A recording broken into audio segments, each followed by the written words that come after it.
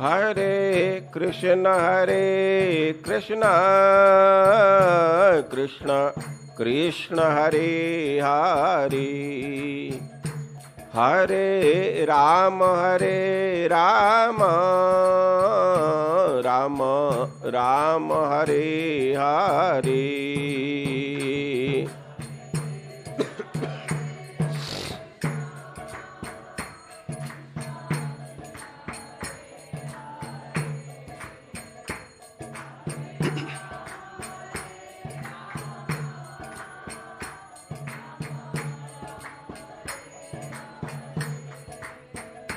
हरे कृष्ण कृष्ण कृष्ण हरे हरे, हरे राम राम राम हरे हरे।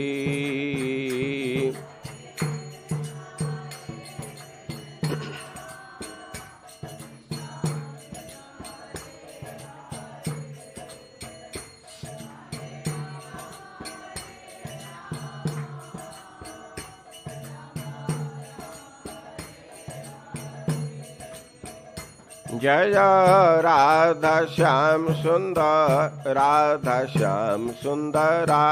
राधे,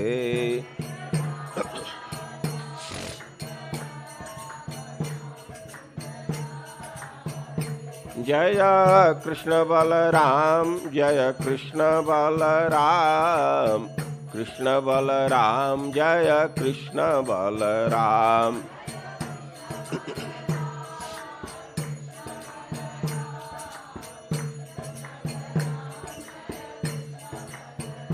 जय गौरनिताय जय गौरनिताय, गौरनिताय जय गौरनिताय।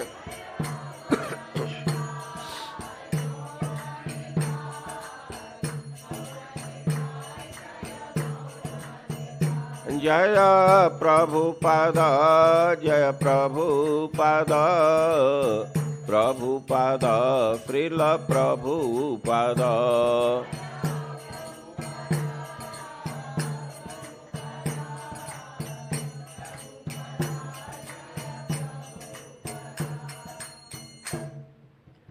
जय ओम विष्णुपाद परमहंस परिव्राज का आचार्य अष्टोत्तर सत श्री श्रीमद एसी भक्ति वेदांत स्वामी श्रील प्रभुपाद की, जगत गुरु श्रील प्रभुपाद की, अनंत कोटि वैष्णव वृंद की, नामाचार्य श्रील हरिदास ठाकुर की, श्री कृष्ण चैतन्य प्रभु नित्यानंद श्री अद्वैत गदाधर श्रीवासदि गौर भक्त वृंद की, श्री श्री राधा कृष्ण गोपीनाथ श्याम कुंड राधा कुंड गिरी गोवर्धन की, श्री वृंदावन धाम की, श्री मथुरा धाम की, मायापुर नवदीप धाम की, पुरुषोत्तम क्षेत्र जगन्नाथपुरी धाम की, गंगा माई की, यमुना माई की, श्रीमती भक्ति देवी की, श्रीमती तुलसी देवी की, हरिनाम संकीर्तन की,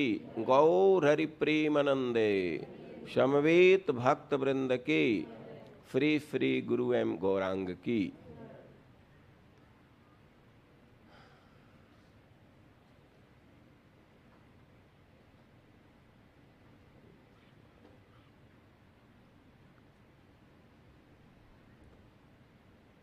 आज ग्रंथ नहीं लिया है? अच्छा, यदि स्क्रीन पर आ सकता है एर्थ कैंटो का फर्स्ट चैप्टर का फर्स्ट श्लोक 8:1:1।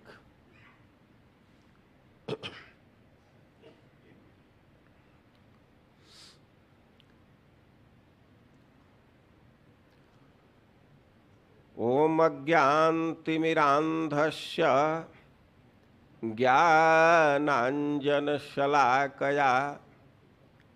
चक्षुरुन्मीलितं येन तस्मै श्रीगुरवे नमः। हे कृष्ण करुणा सिन्धु दीनबन्धो जगत्पते गोपेश गोपिकान्त राधाकान्त नमस्तुते। तप्त कांचन गौरांगी राधे वृंदावनेश्वरी वृषभानुसुते देवी प्रणमामि हरिप्रिय। नमो महावदान्याय कृष्ण प्रेम प्रदायते कृष्णाय कृष्ण चैतन्य नामने गौरतुषे नमः। श्री चैतन्य मनोभीष्टं स्थापितं येन भूतले सोऽयं रूपः कदा मह्यं ददाति स्वपदान्तिकम्। वाञ्छाकल्पतरुभ्यश्च कृपा सिन्धुभ्य एव च पतितानां पावनेभ्यो वैष्णवेभ्यो नमो नमः। जय श्री कृष्ण चैतन्य प्रभो नित्यानंद श्री अद्वैत गदाधर श्रीवासादि गौर भक्तवृंद। हरे कृष्णा कृष्ण कृष्ण हरे हरे, हरे राम राम राम हरे हरे। उधर कुछ लोगों को दिख रहा है श्लोक। अच्छा, तो एक श्लोक की आवृत्ति करते हैं। हमारे पास तो है हमको नहीं चाहिए। हाँ, ग्रंथ ला देंगे तो ठीक है शब्दार्थ। ओम नमो भगवते वासुदेवाय।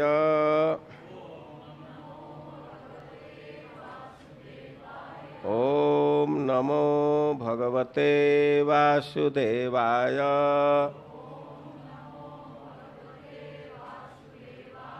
ओम नमो भगवते वासुदेवाय।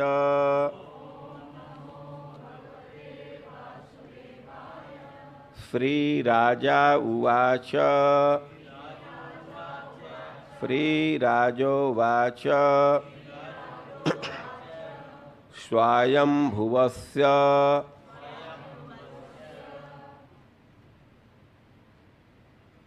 सुन करके बोलिए, जो अपने मन में है वही मत बोलिए। स्वायंभुवस्य इह गुरो वंशः अयं विस्तरात् श्रुतः यत्र विश्वसृजां सर्गः मनून् अन्यान् वदस्व नः। स्वायंभुवस्येह गुरो वंशोऽयं विस्तराच्छ्रुतः यत्र विश्वसृजां सर्गो मनून् अन्यान् वदस्व नः। श्रीराजोवाच। स्वायंभुवस्येह गुरो वंशोऽयं विस्तराच्छ्रुतः यत्र विश्वसृजां सर्गो मनून् अन्यान् वदस्व नः। श्रीराजोवाच। महाराज परीक्षित बोले, स्वायंभुवस्य स्वयंभुव मनु के यह इस संदर्भ में गुरु हे गुरुदेव वंश वंश अयम यह पवित्र विस्तरात विस्तार पूर्वक श्रुतः मैं सुना यत्र जहाँ विश्व सृजाम सर्ग प्रजापतियों का सृष्टि बतलाया गया। मनुन अन्यान अन्य मनुओं के विषय में बदस्व कहिए न हम लोगों से। हम लोग बार बार इस बात का दर्शन कर रहे हैं, अनुभव कर रहे हैं। श्रीमद् भागवतम प्रश्न और उत्तर के रूप में है। महाराज परीक्षित एक एक बात को सुन रहे हैं और कई एक प्रश्न पूछ रहे हैं। अभी आप पीछे के प्रसंगों पर ध्यान देंगे। विदुर जी मनु महाराज के चरित्र श्रवण की इच्छा प्रकट किया। मनु महाराज के वंश के विषय में श्रवण की इच्छा प्रकट की और तदनुरूप मनु महाराज के वंश का विस्तार से वर्णन किया गया। मनु महाराज के 3 पुत्रियां हैं, 2 पुत्र हैं। अब महाराज परीक्षित कह रहे हैं कि मनु महाराज के वंश में हम लोग विस्तार पूर्वक श्रवण किए और जिसमें जो विश्व की सृष्टि करने वाले हैं और उनके सृष्टि के विषय में पता चला। अब अन्य मनुओं का भी चरित्र सुनाइए। स्वयंभुव मनु के चरित्र को सुने तो मनु तो अनेक होते हैं। एक कल्प में 14 मनु होते हैं। तो कह रहे हैं कि दूसरे मनु के विषय में भी सुनाइए। खास करके यत्र यत्र हरेर जन्म कर्माणि च महीयस। मनु के वर्णन का अर्थ ही है कि भगवान के अवतार की कथा आएगी और जिस मनवंतर में भगवान जिस रूप से लीला किए उसका वर्णन कीजिए। और कह रहे हैं कि यद यस्मिन अंतरे ब्रह्मन भगवान विश्व भावना। भगवान विश्व का पोषण करने वाले हैं, सृष्टि करने वाले हैं। तो जिस मनवंतर में जो लीला कृतवान किए, कुरुते कर रहे हैं और करता भविष्य में करेंगे, वो चाहे वह भूत की लीला हो, वर्तमान की लीला हो या भविष्य की लीला हो, उस सब लीला का वर्णन सुनाइए। और प्रश्न आप समझ रहे हैं कि मनवंतर के विषय में प्रश्न किया जा रहा है। और मनवंतर में भगवान जो जो अवतार ग्रहण किए हैं उसके विषय में प्रश्न किया जा रहा है। अभी हम लोग श्रीमद् भागवतम की कथा सुन रहे हैं। यद्यपि बहुत लोग जरूर कह रहे हैं कि बहुत अच्छी कथा लग रही है, तो एक बार तो कह देते हैं और उसी व्यक्ति से कहा जाए कि थोड़ा और विस्तार से होता तो अच्छा। हाँ, थोड़ा जल्दी जल्दी हो एक ही व्यक्ति का दोनों वक्तव्य आ जाएगा। श्रीमद् भागवतम में 10 विषय का मुख्य रूप से वर्णन किया गया।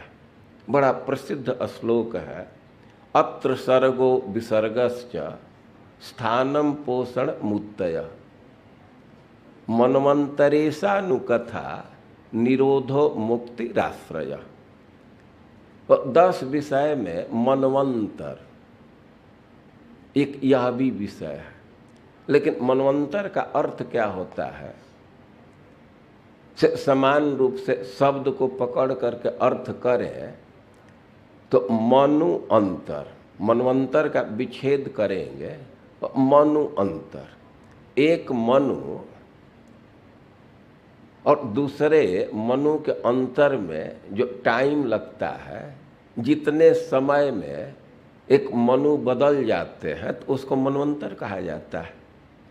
तो यह तो एक काल के दृष्टि से परिभाषा हुआ, लेकिन श्रीमद् भागवतम में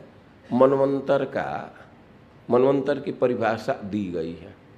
जहाँ ये श्लोक लिखा गया है द्वितीय स्कंध के 10वें अध्याय में, उसके बाद एक का परिभाषा दिया गया है।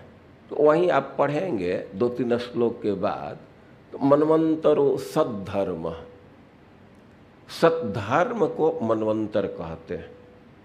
अब इस दृष्टि से विचार करें तो मनवंतर का अर्थ होता है भगवान की एक व्यवस्था है जिससे वे धर्म की स्थापना करते हैं।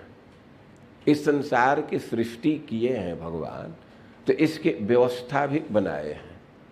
वो एक व्यवस्था बनाए हैं तो जिससे धर्म की स्थापना बनी रहे, उस सद्धर्म को मनवंतर कहते हैं। मनवंतर एक सिस्टम का नाम है जिससे सदाचार बना रहता है। इसको आगे और स्पष्ट किया गया है। अब टेक्निकल दृष्टि से विचार करें तो मनवंतर के अंतर्गत 6 चीज को ग्रहण किया जाता है। मनवंतरम मनु देवा मनुपुत्रा सुरेश्वरा। भाई मनवंतर का क्या मतलब है? तो मनु महाराज, कोई भी मनवंतर है तो उसमें एक मनु होंगे और मनुपुत्र है, मनु के पुत्र होंगे, सुरेश्वर इंद्र होंगे और ऋषय सलाह देने के लिए सप्तर्षि होंगे और अंशावतार भगवान का अंश अवतार होगा।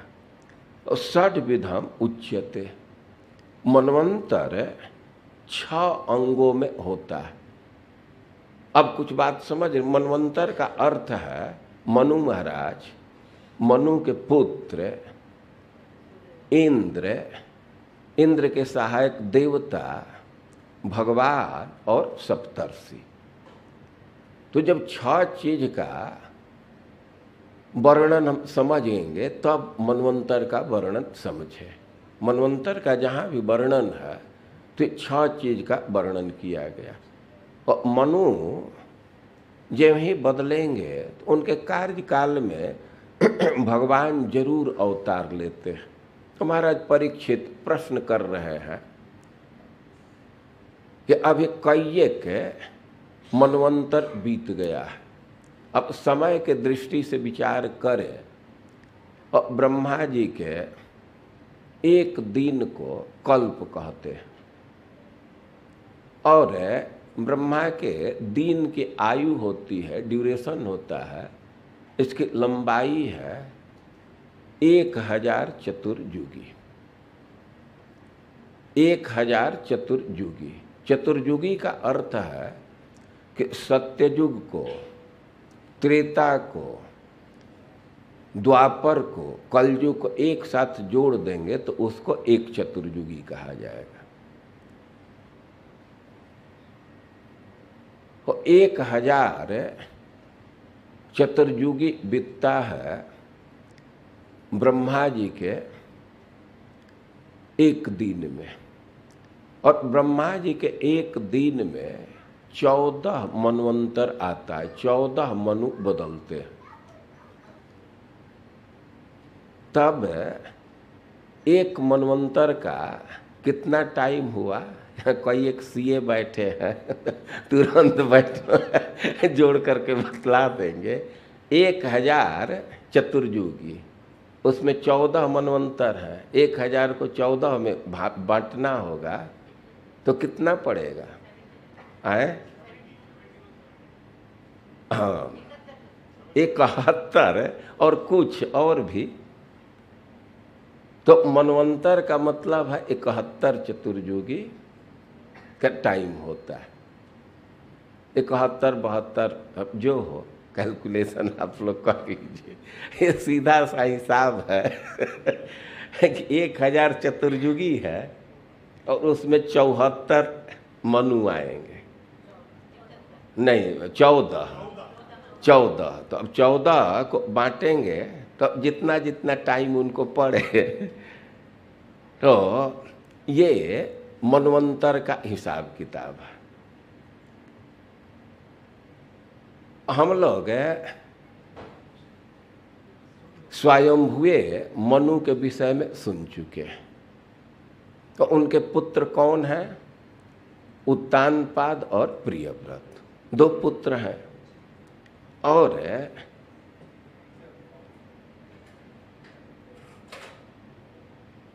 वे अपने पुत्री का विवाह किए थे, एक पुत्री का। तो पुत्रिका धर्म माश्रित्य, पुत्रिका धर्म का आश्रय लेकर के। पुत्रिका धर्म का क्या मतलब है? अपनी बेटी का विवाह कर रहे हैं, लेकिन इस शर्त पर कि इसको जो पुत्र उत्पन्न होगा वो हमारे पास रहेगा। तो आकुतिम रुचये प्रादात, रुचि प्रजापति को अपने पुत्री को दिए थे, पुत्रिका धर्म माश्रित्य। रुचि प्रजापति दाम्पत्य जीवन प्रारंभ किए और उनको पुत्र की प्राप्ति हुई। और वे यज्ञ भगवान के रूप में यज्ञ भगवान आए। और मनु महाराज का वंश इतना पवित्र है कि उनके 2 पुत्रियों के गर्भ से भगवान प्रकट। देवहूति के गर्भ से कपिल भगवान आए और आकुति के गर्भ से यज्ञ भगवान। मनु महाराज राज्य शासन किए, प्रजा का पालन किए, लेकिन उनका उम्र अधिक हो गया, प्रवयस हो गए, तो अपने पुत्र को राज्य दे दिए। यद्यपि पुत्र राज्य लेने का इच्छुक नहीं था, वे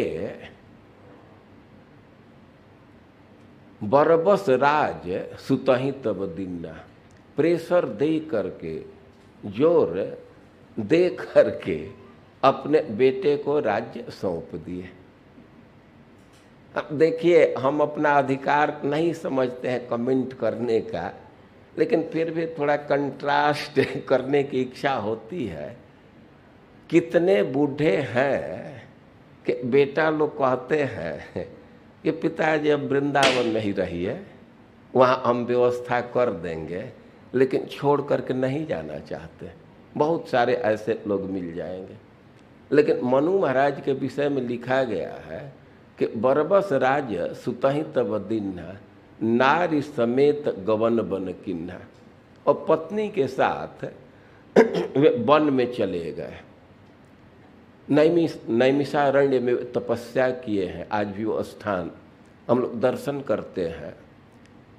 और वे मंत्रों के, उपनिषदों के मंत्र का उच्चारण करते हुए भगवान के ध्यान में लग गए। वे तो समाधि में थे, मंत्र बोल रहे थे। असुरों को लगा कि कोई बेहोशी के हालत में बड़बड़ा रहा है कुछ, अब तो ये मरने वाला है, वे दौड़ गए उसको खाने के लिए। यज्ञ भगवान मनु महाराज की रक्षा किए। याम इत्यादि उनके पुत्र थे, तो उनके सहयोग से वे मनु महाराज की रक्षा किए। तब प्रथम मनु की बात करें और इसमें तो मनु के पद पर स्वयंभुए मनु हैं और उनके पुत्र हैं यज्ञ, और यज्ञ भगवान के अवतार भी हैं, और असुरों का वध करके इंद्र का पद भी वही ले लिए, और कुछ सहायक उनके देवता थे। और इस प्रकार अब इसमें एक ही व्यक्ति 2 पोस्ट लिया। मनुपुत्र भी नहीं, यज्ञ भगवान इंद्र का पद ले लिए, और अब दूसरे मनवंतर के विषय में कह रहे हैं कि दूसरे मनवंतर का नाम स्वारिस है, स्वारोचिस, अग्नि के पुत्र मनु के पद पर आए। और तीसरे मनवंतर को उत्तम मनवंतर के नाम से जाना जाता है। प्रियव्रत महाराज का पुत्र ही उत्तम मनु के पद पर आसीन हुए, और उत्तम के एक भाई थे, उनका नाम था तामस, तो वे चौथे मनवंतर में मनु बने। और 5वें मनवंतर को रैवत मनवंतर कहा जाता है, और 6ठे को चाक्षुष मनवंतर कहते हैं, और 7वें को वैवस्वत मनवंतर। यह हम लोगों का जो मनवंतर चल रहा है वो 7वां मनवंतर है।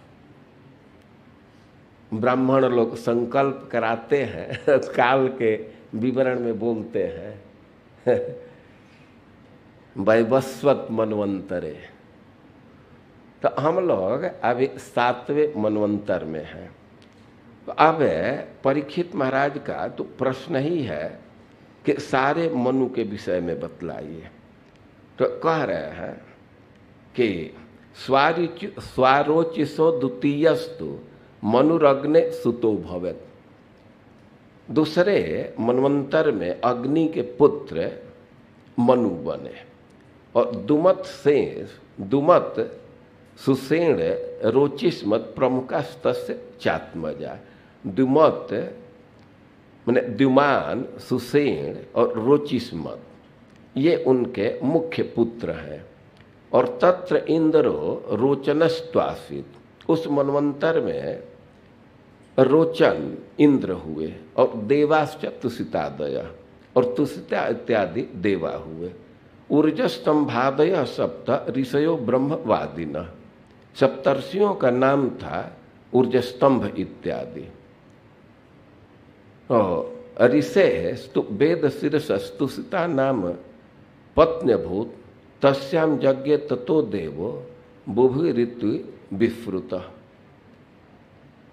अब तृतीय मनवंतर का वर्णन कर रहे हैं कि तृतीयो उत्तमो नाम प्रियव्रत सुतो मनु। तृतीय मनवंतर में प्रियव्रत महाराज के पुत्र उत्तम मनु बने। पवन सृंजयो यज्ञहोत्रादय तत्सुता नृप, पवन सृंजय यज्ञहोत्र इत्यादि उनके पुत्र हुए। और वशिष्ठ तनया सप्त ऋषय प्रमदादय, और प्रमद इत्यादि 7 सप्तर्षि हुए। सत्या वेद सुता भद्रा देवा इंद्रस्तु सत्यजित, ये सत्य वेद श्रुत भद्र इत्यादि देवता हुए, और इंद्र सत्यजित।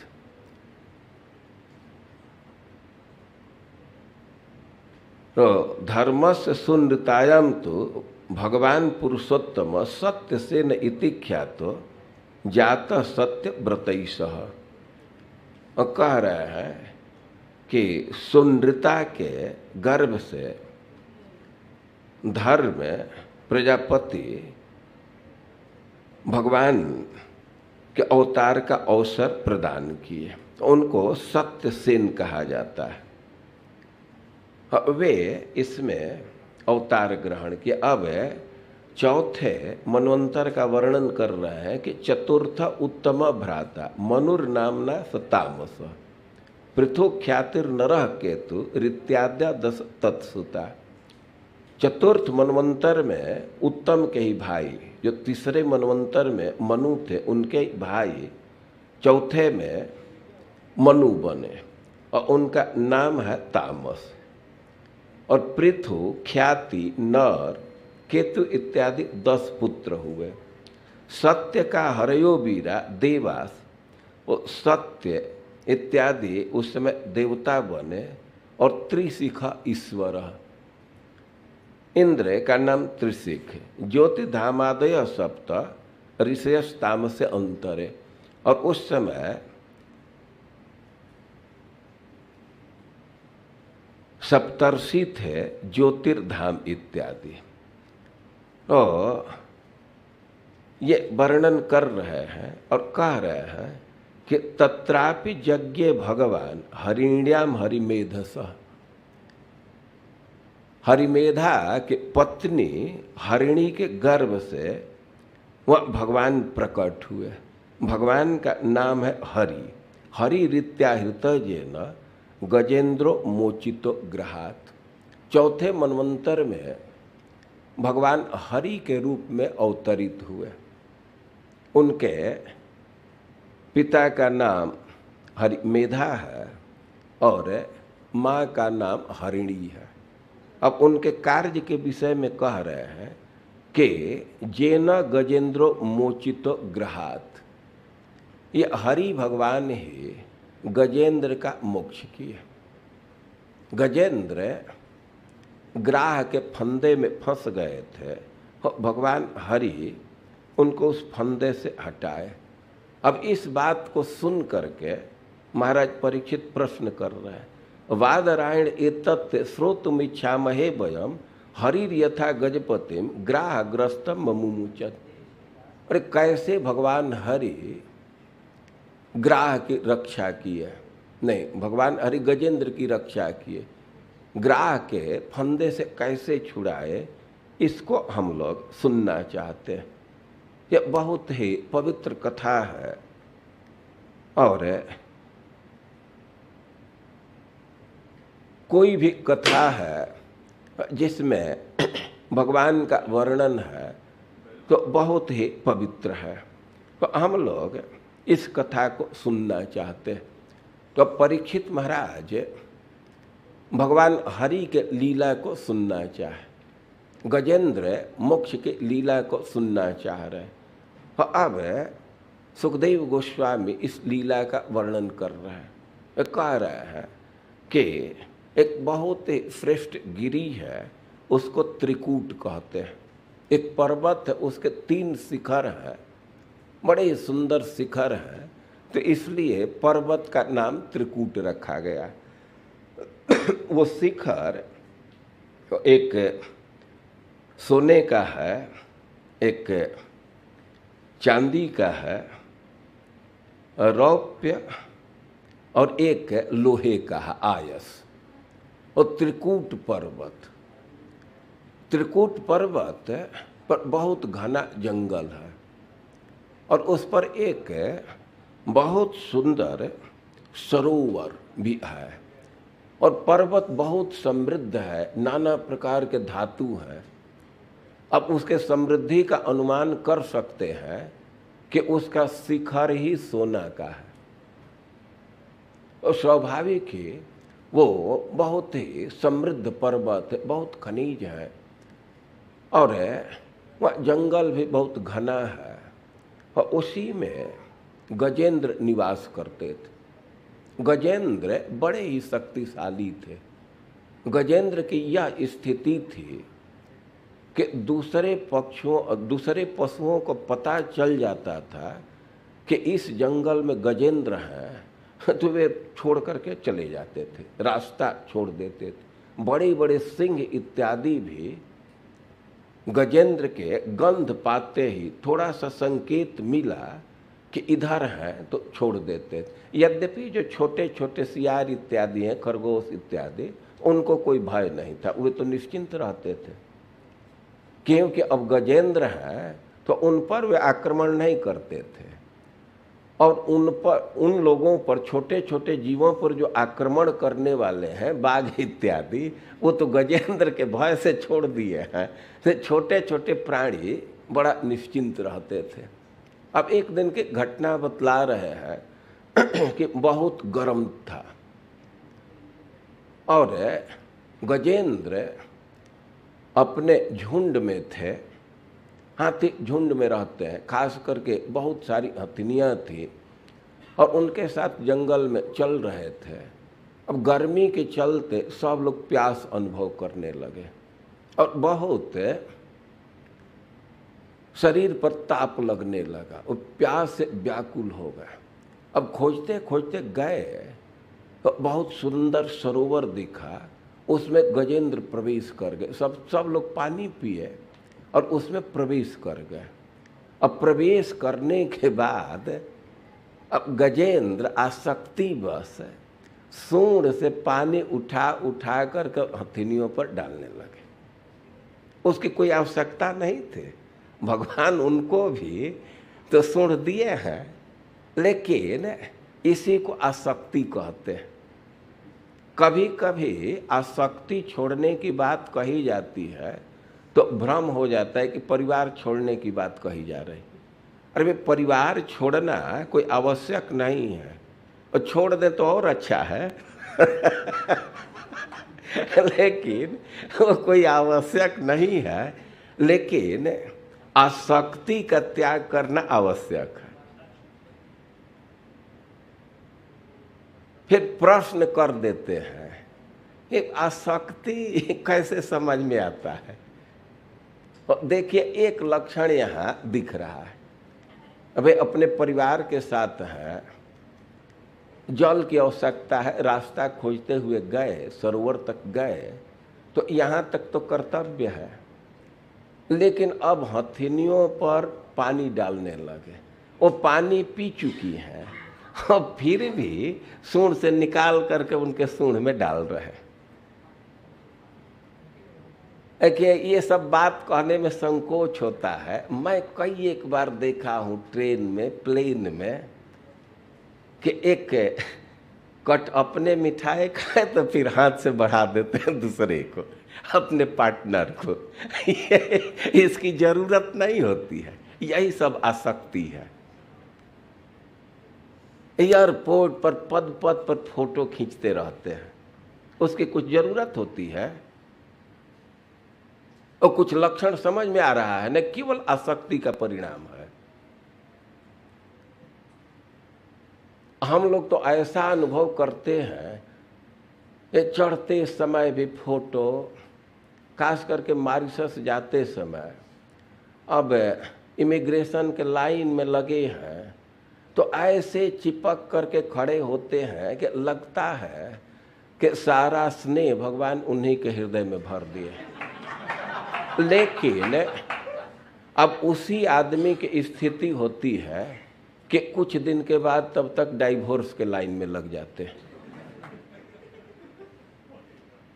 ये सब प्रेम का लक्षण नहीं है।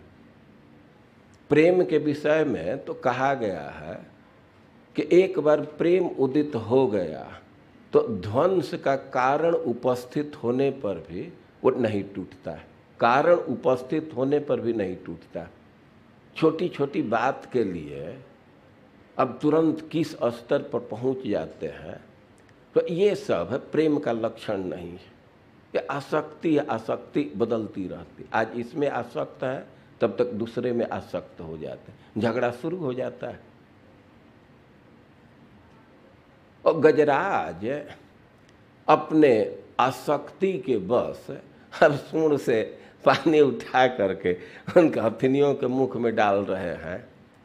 और तब तक गजराज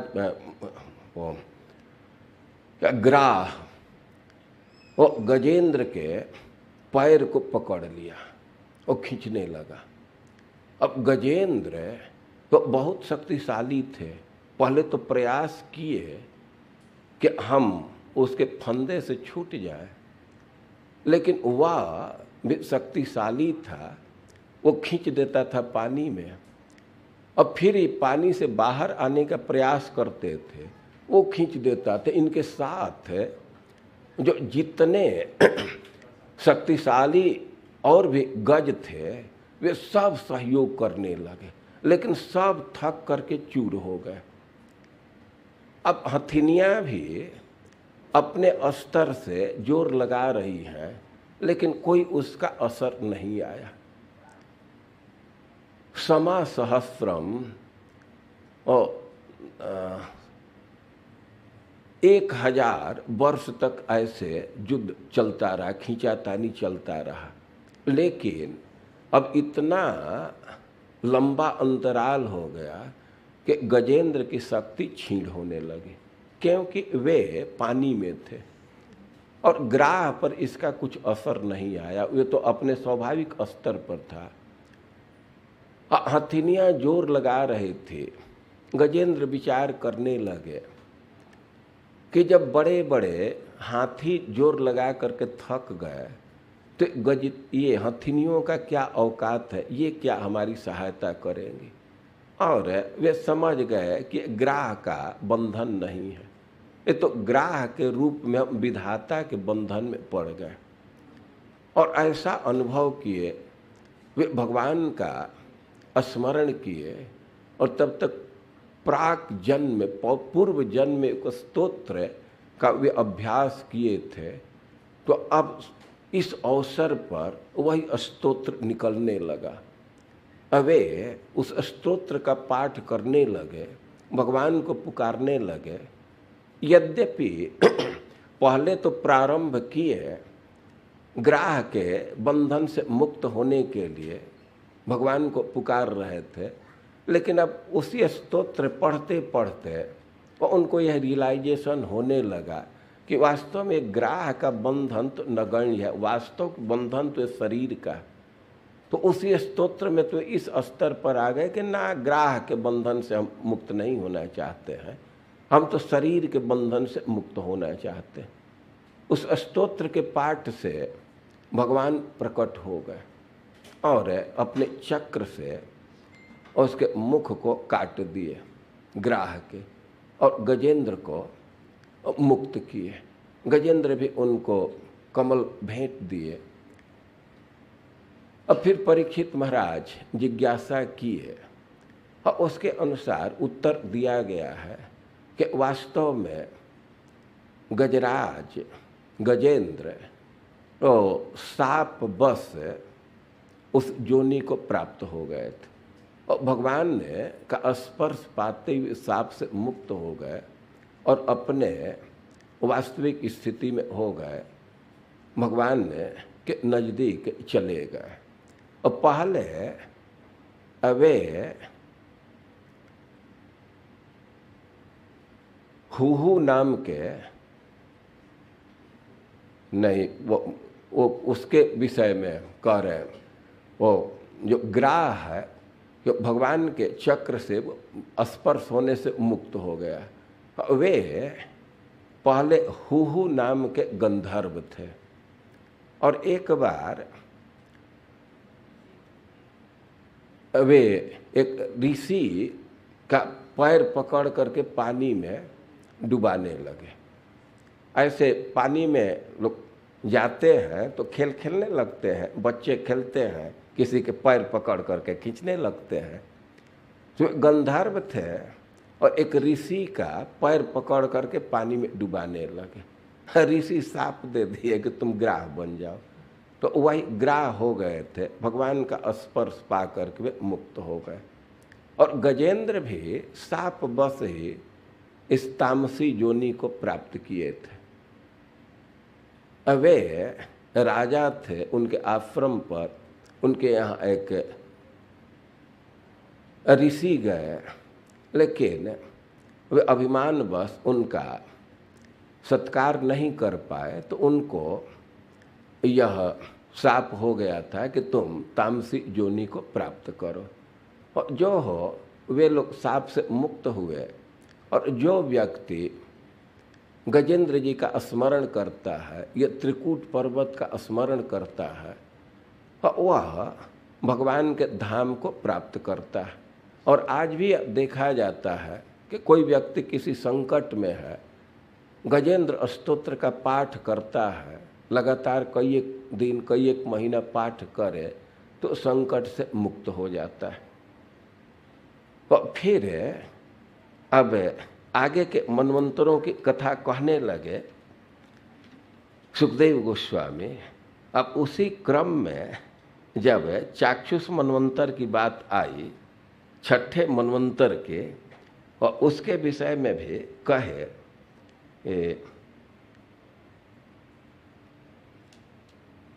वे अजित रूप से अवतार ग्रहण किए और समुद्र मंथन कर देवताओं को अमृत का पान कराए, इसको कह रहे हैं। अब इसी कथा के विषय में फिर प्रश्न कर दिए। कह रहे हैं कि तत्राप देव संभूत्याम वैराज्यस्य अभवत सुत अजितो नाम भगवान अंशे न जगतः पति। अब छठे मनवंतर की बात कह रहे हैं, चाक्षुष मनवंतर के, तो उसमें कह रहे हैं कि संभूति के गर्भ से भगवान जन्म लिए और उनका नाम है अजित। और पयोधिम ये न निर्मथ्य सुराणम साधिता सुधा। उनके कार्य के विषय में कह रहे हैं कि जिनके द्वारा समुद्र का मंथन करके, क्षीर समुद्र का मंथन करके और देवताओं के लिए अमृत सुलभ कराया गया। अब ब्रह्मांडो अंबसी धृत कूर्म रूपेण मंदर। और कह रहे हैं कि कूर्मावतार धारण करके वे मंदराचल पर्वत को भी धारण किए। अब इस बात को सुन करके महाराज परीक्षित फिर प्रश्न कर रहे हैं कि यथा भगवता ब्रह्मण मथित क्षीर सागर।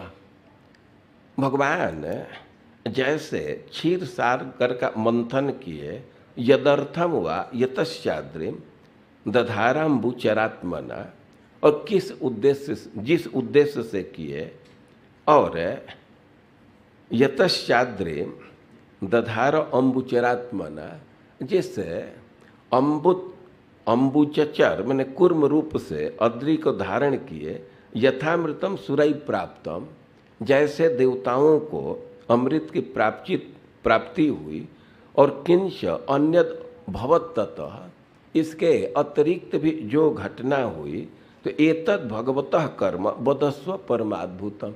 इन सारे भगवान के लीला को बतलाई, ये तो परम अद्भुत है। आप भगवान के लीला का गान कर रहे हैं, उनके अवतार का उल्लेख कर रहे हैं, तो सुनने से हम लोगों को अलम बुद्धि नहीं हो रही है, हम लोगों को विरति नहीं हो रही, तृप्ति नहीं हो रही है, यही इच्छा हो रही है कि और सुने और सुने।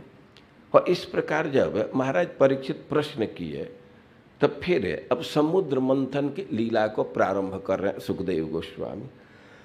तो कह रहे हैं कि यदा युद्धे असुरर देवा बध्यमाना सीतायुधे, जब देवता लोग असुरों के द्वारा युद्ध में खूब मारे गए, सीतायुधे तीक्ष्ण हथियार के द्वारा उनके खूब पिटाई हुई, गतासवो निपतिता, वे मूर्छित होकर के गिर गए, और देवताओं की यह स्थिति हो गई कि वे जोर लगा करके भी खड़ा नहीं हो पा रहे थे।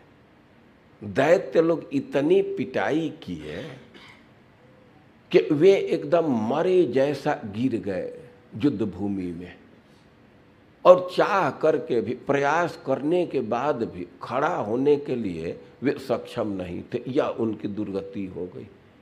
अब इस बात को सुनने पर थोड़ा आश्चर्य लगता है, वे देवता हैं, वो उनकी स्थिति क्यों हो गई।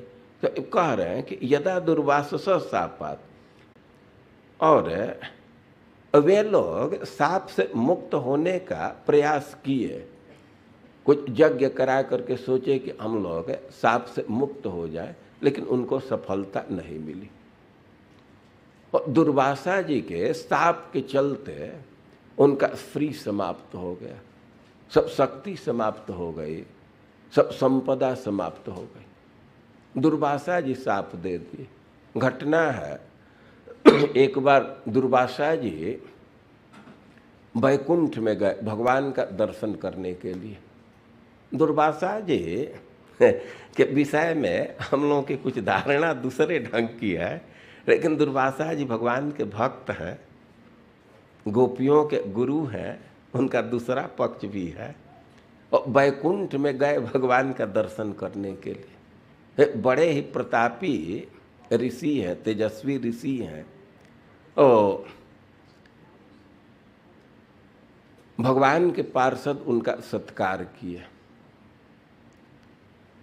भगवान के पुजारी हैं और साधु सन्यासी का सत्कार करते हैं, उनको भगवान का प्रसाद माला देते हैं, चरण तुलसी देते हैं, यही सत्कार की विधि है। तो दुर्वासा जी का भी वो लोग सत्कार किए, भगवान का प्रसाद माला उनको दिए। अब प्रसाद माला को ले करके बड़े प्रसन्न थे और दर्शन करके वो वापस आ रहे थे। तब तक रास्ते में देखे कि इंद्र आ रहे हैं। इंद्र ऐरावत पर बैठे हुए थे और दुर्वासा जी जब देखे कि इंद्र आ गए तो भगवान के प्रसाद माला को इंद्र को दे दिए। इंद्र भी त्रिलोकी के राजा हैं। दुर्वासा जी उनका सम्मान किए तो प्रसाद माला दिए। अब इंद्र उस माला को देखे तो उनके मन में विचार आ गया कि ये मैं बासी माला पहनूंगा, इसके फूल मुरझाए हुए हैं, यही बासी मैं पहनूंगा। तो वे खुद न माला को पहन करके ऐरावत के मस्तक पर फेंक दिए। अब ऐरावत के मस्तक पर फेंके, और हाथी का स्वभाव है कुछ भी आसपास जाता है सूंड से पकड़ते हैं, खाने वाला चीज़ है मुंह में डालते हैं। अब रुपया दिख गया तो पिलवान को पकड़ा देते हैं, और दूसरा चीज़ है तो पैर के नीचे डालते हैं, उनके स्वभाव में है। वो तो लपक करके सूंड से माला को पकड़ लिया और सीधे अपने पैर से कुचल दिया। अब इसको देख करके दुर्वासा जी को बड़ा दुख लगा। उनको तो साप देते देर नहीं है, तुरंत कह दिया निःसृषको भव। और उनके एक वाक्य का प्रभाव हुआ कि देवताओं का सब ऐश्वर्य खत्म। कभी कभी लोग प्रश्न करते हैं, कई एक लोग प्रश्न किए और बड़े बड़े लोग, बड़े बड़े कथाकार हमसे प्रश्न किए। ये हम लोग वर्णन पढ़ते हैं कि दुर्वासा जी ऐरावत पर चढ़ करके आ रहे थे, और फिर आगे पढ़ते हैं कि समुद्र मंथन से ऐरावत हाथी निकला। ये बात नहीं समझ में आती है, लेकिन इस बात को समझा जा सकता है। देखिए, अब यहाँ की स्थिति हम नहीं जानते हैं। भारत में कोई कार निकाला है, ट्रैक्टर निकाला है, लोन पर मिल जाता है, कुछ पैसा दिया है, कुछ बाकी है। लेकिन अब किसी कारण से उसकी गरीबी आ गई और किस्त नहीं जमा कर पाता है, तो आते हैं एजेंसी वाले और उठा करके ले जा करके फिर एजेंसी में डाल देते हैं। ऐसा होता है ना। तो समय के फेर से कई एक चीज़ बदल जाता है। कोई बड़ा पोस्ट प्राप्त किए हैं, अरे दूसरे जगह की बात तो दूर है, टेम्पल में पोस्ट मिला तो क्या क्या सुविधा मिल जाती है, और पोस्ट गया तो सब सुविधा चली जाती है। ये बात समझ में आ रही है ना। तब उसी तरह तो भाई ऐश्वर्य था तो ऐरावत हाथी उनके पास था। अब हाथी को खिलाने की शक्ति नहीं है तो खींच करके उस जगह पर दे दिया गया उसको भोजन मिले। तो जो हो, अब तो दुर्वासा जी के शाप से उनके सब संपदा खत्म होने लगी। वे लोग प्रयास किए कि शाप को दूर कर लें, लेकिन नहीं कुछ कर पाए। अब यह स्थिति हो गई कि कोई यज्ञ ही नहीं कर रहा था, और यज्ञ नहीं कर रहा था तो देवताओं को भोजन नहीं मिल रहा था, उनका शरीर भी क्षीण हो गया। तो देवताओं में प्रधान है जो वरुण, कुबेर, इंद्र और भी लोग, तो वे लोग आपस में मीटिंग करके सोच रहे थे कि क्या करें, लेकिन किसी निश्चय पर नहीं पहुंच पाए। तब वे ब्रह्मा जी के पास गए। ब्रह्मा जी का कैंप था सुमेरु पर्वत के ऊपर, और उधर गए, उनके ऑफिस में गए, अपनी बात को कहे। ब्रह्मा जी उनके तरफ देखे, उनके शारीरिक स्थिति को देख करके जैसे निस्तेज थे, क्षीण शरीर था, उनको दया आ गई और कहे कि हम लोग चलते हैं, भगवान से अपनी बात को कहते हैं, भगवान ही कोई समाधान देंगे। और वे लोग गए और अदृष्ट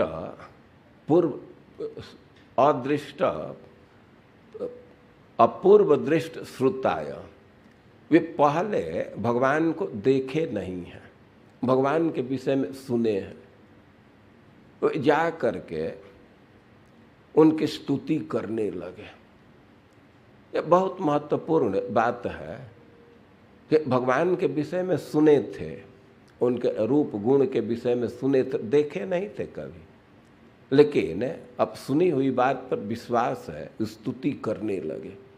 स्तुति करने लगे तो भगवान उनके सामने प्रकट हो गए। अब भगवान प्रकट हुए तो उनका इतना तेज था कि देवताओं का आंख चौंचंधिया गया। वे भगवान प्रकट आए, लेकिन देवता लोग उनका दर्शन नहीं कर पाए, इतना तेज था। और ब्रह्मा जी उनका दर्शन किए, ब्रह्मा जी स्तुति किए, लंबी स्तुति किए।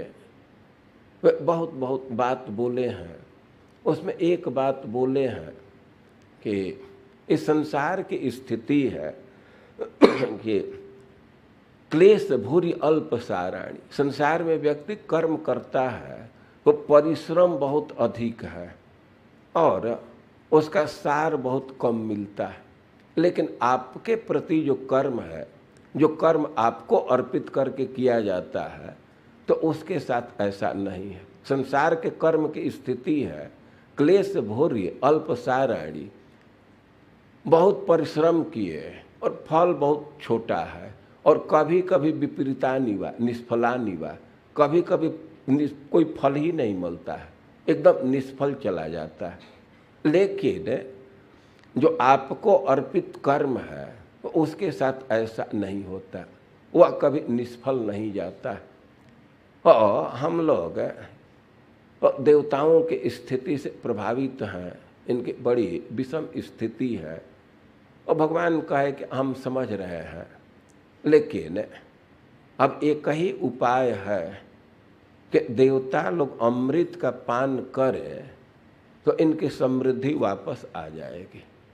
लेकिन अमृत को क्षीर समुद्र का मंथन करके निकालना होगा।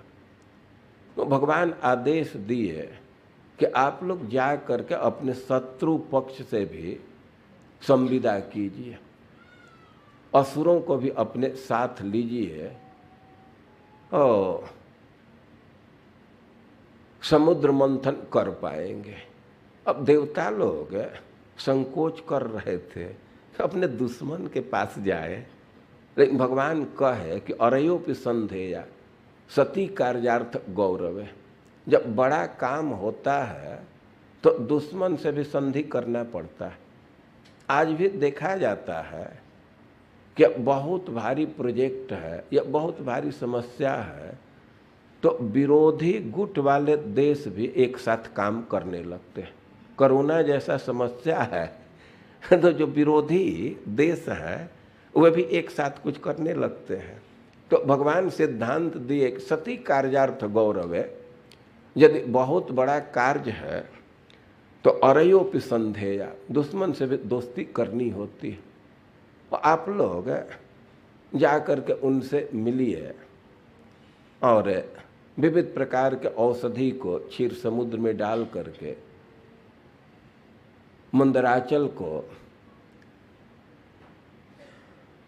मथानी बना करके और वासुकी नाग जी से भी मंत्रणा करके उनको नेति बना करके समुद्र निकालने का, अमृत निकालने का प्रयास कीजिए। अमृत के पान से आपकी समस्या दूर हो जाएगी। और कहे और भी निर्देश दिए कि कभी भी क्रोध नहीं करना चाहिए, लोभ नहीं करना चाहिए, स्थिरता से काम बनता है, बहुत त्वरा नहीं दिखाना चाहिए। और दैत्यों से वो केवल अमृत निकालने तक का ही संविदा है। अभी एक उदाहरण दी है कि एक बार की घटना है कि एक पटेरी में चूहा और सांप दोनों फंस गए। ऐसे एक बक्सा बनाते हैं चूहा फंसाने के लिए, लकड़ी का छोटा सा। और एक बार की घटना है कि उसी में सांप भी फंस गया, चूहा भी फंस गया। तो सांप तो चूहा को खा जाता है, लेकिन वो चूहा से संविदा किया। वो कहा कि ये तो पतली सी लकड़ी है, यदि इसमें आप छेद बना देते हैं तो आप भी निकल जाएंगे, हम भी निकल जाएंगे, दोनों का कार्य हो जाएगा। तो चूहा तैयार हो गया कि ठीक है, हमारे लिए कठिन काम नहीं है। तो वे एक छेद बना दिया, लकड़ी को काट करके छेद बना दिया। तो अब सांप कहता है कि थोड़ा हम जांच लें कि निकलने भर छिद्र बना कि नहीं, ये जो होल हुआ है, छेद है, तो निकलने भर है कि नहीं। अरे भाई, निकलने भर नहीं होगा तो आप तो यहाँ हैं, फिर से काट करके चौड़ा कर देंगे, तो हम पहले चेक कर लेते हैं। आपके लिए कम पड़ेगा तो आप तो फिर से काट करके उसको फैला लेंगे। तो सांप पहले निकल गया और निकलते ही अब वहाँ अपना मुंह फैला करके बैठ गया कि अब तो आएंगे इधर से। और जे चूहा निकला तो उसको निगल गया। भगवान शिक्षा दे रहे हैं कि यही नीति अपनाना चाहिए असुर महोदय लोगों के साथ। अब भगवान कह रहे हैं, देवता लोग उनके शिक्षा के अनुसार गए दैत्यों के समाज में। बलि महाराज लीडर थे। तो देवता लोग तो दैत्यों के दुश्मन हैं। अब उधर गए तो दैत्य लोग तो सकपका गए कि ये कैसे आ गए, और वो लोग अपना हथियार उठाने लगे। उनको देवताओं से नैसर्गिक बैर है, लेकिन बलि महाराज उनको मना किए। विद्वान संधि विग्रह, बलि महाराज समझते हैं कि किस स्थिति में युद्ध करना चाहिए, किस स्थिति में संधि करना चाहिए। वे देख लिए कि ये लोग कोई हथियार लेकर के तो नहीं आए हैं। बलि महाराज उनका सत्कार किए और इंद्र प्रस्ताव रखे, इस समुद्र मंथन के लिए मंदराचल को लाना होगा और मंथन करने से अमृत मिलेगा। तो बलि महाराज तैयार हो गए, ठीक है। और जो दूसरे दैत्य थे वे भी तैयार हो गए, लेकिन तैयार इसलिए हुए कि यार देवताओं की शक्ति तो पता है, अभी तो मार करके इनको हम लोग गिराए थे, तो अमृत इनसे निकलवा लिया जाए, कुछ तो सहयोग करेंगे। और जब अमृत आएगा तो इनके हाथ से छीन लेंगे, इनके क्या शक्ति है। तो इस बात को ध्यान रह करके सब दैत्य भी कहे कि ठीक है। अब जब दोनों पार्टी मिला, दोनों तो दयाद ही हैं, जरूर दुश्मनी है लेकिन पारिवारिक दृष्टि से तो दयाद है। अब दोनों एक साथ हुए तो इतना उत्साह बना कि जा करके मंदराचल को उखाड़ लिए। अब उसको क्षीर समुद्र पर लाना था, अब ले करके चले, लेकिन कनकाचल तो सोने जैसा भारी है पर्वत। अब दूरोद्वाहात पहले तो उठा लिए, लेकिन अब ले करके जाना है। कुछ दूर ले करके जाते जाते वे थक गए, लेकिन दोनों में से कोई कह नहीं रहा था कि अब पर्वत को रह करके थोड़ा हम लोग विश्राम कर लेंगे। एक पक्ष सोच रहा था कि हम प्रस्ताव रखेंगे तो हमारी बेइज्जती हो कि ये लोग कमजोर है, और दूसरा पक्ष भी यही सोच रहा था कि हम लोग कहेंगे तो हमारी बेइज्जती होगी। और कहे तो कोई नहीं, लेकिन न कहने से क्या हुआ, शरीर की तो एक क्षमता है। अब वो पर्वत उनके हाथ से सरक ही गया। वे रखे होते तो व्यवस्थित रखे होते, अब अपने से वो छूट गया, गिर गया, और किसी किसी का हाथ टूटा, किसी का पैर पे कुचल गया, किसी उसी में दब गए। अब वे बड़ा निराश हुए। देवताओं की विशेषता है कि किसी संकट में भगवान का स्मरण करते, भगवान का स्मरण किए, भगवान वहाँ आए, प्रकट हुए और अपने बाएं हाथ से पर्वत को उठाए और गरुण जी पर रख दिए और कहे दैत्य और देवताओं दोनों को कि अरे अभी दूर जाना है, थके हुए, तुम लोग भाई इस पर बैठ जाओ। देखिए, कभी कभी मन में किसी किसी व्यक्ति के विषय में आ जाता है कि भाई देवता भी तो भगवान ही है ना। देवता पूज्य हैं, जरूर उनकी पूजा करनी चाहिए, नमस्कार करना चाहिए, लेकिन देवता और भगवान में अंतर होता है। यह देख रहे हैं ना कि सारे देवता मिल करके, दैत्य मिल करके जिस पर्वत को नहीं ढो पाए, भगवान बाएं हाथ से उठाए और पर्वत को भी रखे गरुण जी पर, उन लोगों को भी कहे कि तुम लोग भी बैठ जाओ, और तुरंत ला करके क्षीर समुद्र के निकट उतार दिए। अब वहाँ देवता लोग वो मंदराचल को समुद्र में डाले और डाल रहे थे, और तब तक वो नीचे जाने लगा।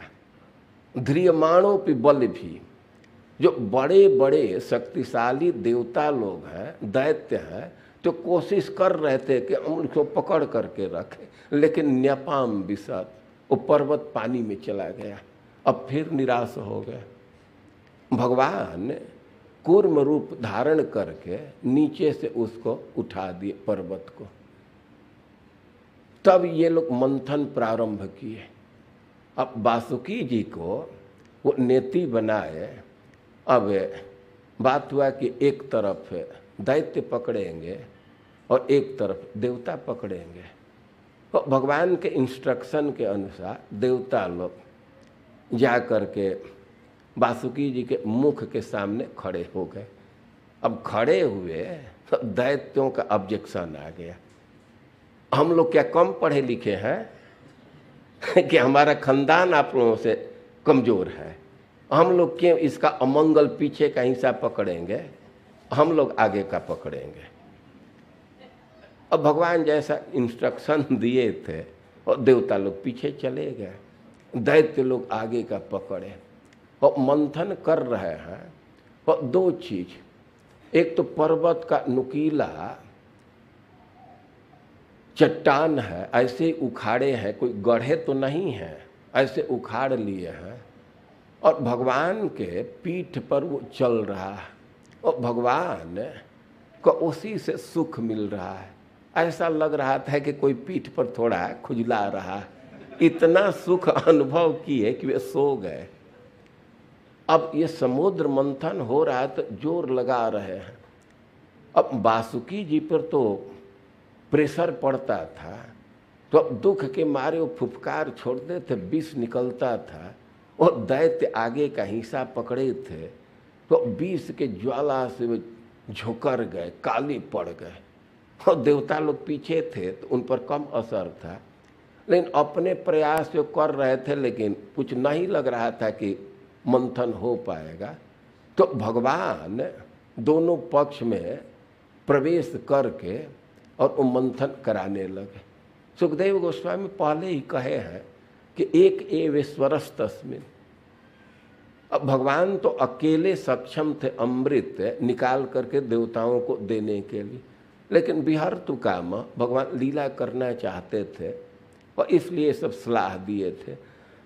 जो वे अब दोनों साइड में गए, तब अब गति पकड़ी और मंथन करने से फेन निकलने लगा, और फेन के बाद हलाहल विष निकला। अब तो विष इतना प्रबल था कि सब जगह फैलने लगा, सब लोग जलने लगे। अब तो देवता लोग जा कर के शिव जी की वंदना किए, इस जगत को बचा लीजिए, सब जलने जा रहे हैं। बहुत स्तुति किए। शिव जी देख रहे थे और अपने पत्नी पार्वती जी से मंत्रणा किए। शिव जी तत्काल अकेले निर्णय नहीं ली। दो बात है, शिव जी गृहस्थ हैं, गृहस्थों को विवाह के समय ही एक शर्त डाला जाता है, कोई महत्वपूर्ण निर्णय लेना है पत्नी से मंत्रणा करके ही लेना होता है। और दूसरी चीज है कि मजबूरी भी है। शिव जी विचार किए कि अब इसको बिना बतलाए और विष पान कर दिया, जा करके केस कर देगी कि आत्महत्या करना चाहते थे एक नया बवाल खड़ा होगा। तो अपने पत्नी से कहे कि आसम प्राण परिप्सु नाम, ये जो प्रजा है तो प्राण की रक्षा चाहते हैं, तो हम लोगों का कर्तव्य बनता है कि इनको अभय दान दे। और मंत्रणा करके करितली कृत्य जो विष फैला हुआ था और उसको वे इकट्ठा किए और उसको पी गए। अब जब विष को पी गए तब फिर शांति हुई और मंथन प्रारंभ हुआ। और मंथन प्रारंभ हुआ, कामधेनु गाय निकली और सब एक स्वर से कहे कि भाई ये प्रथम फल है, इसको ऋषियों को दान दे देना चाहिए। और दोनों पक्ष के सहमति से ऋषियों को दे दिया गया। अब इसके बाद तो एक घोड़ा निकला और बलि महाराज स्पृहा प्रकट किए। देवताओं को तो शिक्षा था कि कहीं लोभ नहीं दिखाना, और बलि महाराज को मिल गया। और फिर ऐरावत हाथी निकला, तो अब देवताओं की बारी थी, देवताओं को मिला। अब फिर मंथन प्रारंभ हुआ तो पारिजात वृक्ष मिला। तो अब तो बारी था दैत्यों को, लेकिन वो लोग कहे कि हम लोग पेड़ रूख क्या करेंगे, हमको क्या इससे जरूरत है, तो देवताओं को प्राप्त हो गया। तो ऐसे मंथन चल रहा था, चलने लगा। अब इसके बाद तो लास्ट में अमृत निकला। भगवान धन्वंतरी एक सोने के कलश में अमृत को लेकर के प्रकट हुए।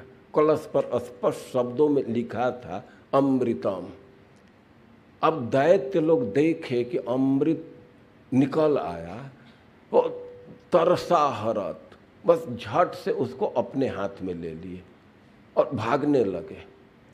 अब जब देवताओं को वंचित कर दिए तब दैत्यों में भी झगड़ा होने लगा। अहम पूर्वम, मैं पहले पीऊंगा, मैं पहले पीऊंगा। तब अब जो कमजोर दैत्य थे वे समानता का नारा देने लगे। कम्युनिस्ट पार्टी खड़ा कर लिए कि नहीं भी सब मेहनत किया है, सबका अधिकार। उनका सिद्धांत यह था कि देवताओं के लिए भी कहेंगे तो कुछ हिस्सा हम लोगों को भी मिल जाएगा। वे आपस में झगड़ने लगे। दैत्यों में सहयोग की भावना नहीं है। इस विषय में संत लोग एक कथा सुनाते हैं कि दैत्यों ने एक बार नारद जी से कंप्लेन किया कि आपके पिताजी ब्रह्मा जी समान व्यवहार नहीं कर रहे हैं, देवताओं की समृद्धि बढ़ रही है, हम लोगों की समृद्धि नहीं हो रही, और आप तो घूमते रहते हैं, हम लोगों का कंप्लेन पहुंचा दीजिएगा। नारद जी गए और कहे कि पिताजी दैत्यों का कंप्लेन है कि अब बराबर सुविधा नहीं दे रहा है, देवताओं की समृद्धि है, दैत्यों की नहीं। और ब्रह्मा जी कहे कि नहीं बेटा, हम संसाधन बराबर देते हैं, कोई दूसरा फैक्टर अंतर करता है। और ब्रह्मा जी सोचे कि इस बात को स्पष्ट कर देना चाहिए, तो एक फीस्ट का आयोजन किए और देवताओं को भी इनवाइट किए, दैत्यों को भी इनवाइट किए।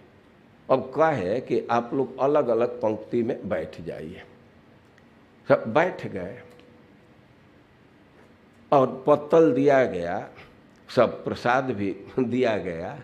लेकिन ब्रह्मा जी कहे कि अभी एक कृत्य बाकी है, अभी कोई खाएगा नहीं।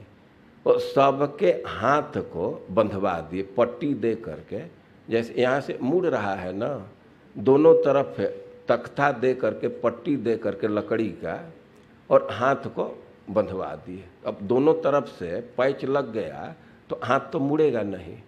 और सबके देवताओं के हाथ को भी बंधवा दिए, दैत्यों को भी, और कहे कि अब आप लोग भोजन ग्रहण कीजिए। और दैत्य तो तुरंत प्रारंभ किए, पत्तल से उठा तो लिए, लेकिन मुख में डालने के लिए मोड़ेंगे तब। वो मुड़ नहीं रहा था, उठा करके अब सोचे कि अच्छा थोड़ा निशाना बना करके जहाँ से मुंह में आवे वहाँ से डाल दे। तो कोशिश कर रहे थे, लेकिन बंधा हुआ था, थोड़ा भी मुड़ ही नहीं रहा था। तो डाल रहे हैं तो उनके कपड़ा पर गिर रहा है या कपार पर गिर रहा है, जहाँ तहाँ गिर गया। अब सब प्रयास करते रहे, एक कवर भी मुंह में नहीं आया। और देवताओं का भी हाथ बंधा हुआ था, देवता ट्राई किए तो अपने मुख में नहीं आ रहा था। तो वो ट्राई किए कि अच्छा दूसरे के मुख में जा रहा है कि नहीं, तो मुड़ नहीं रहा था, लेकिन उधर तो घूम जा रहा था। तो दूसरे के मुख में वे खिला दिए। अपने पत्तल का भोजन बगल वाले के मुख में डाल दिए, वो उसके मुख में डाल दिया।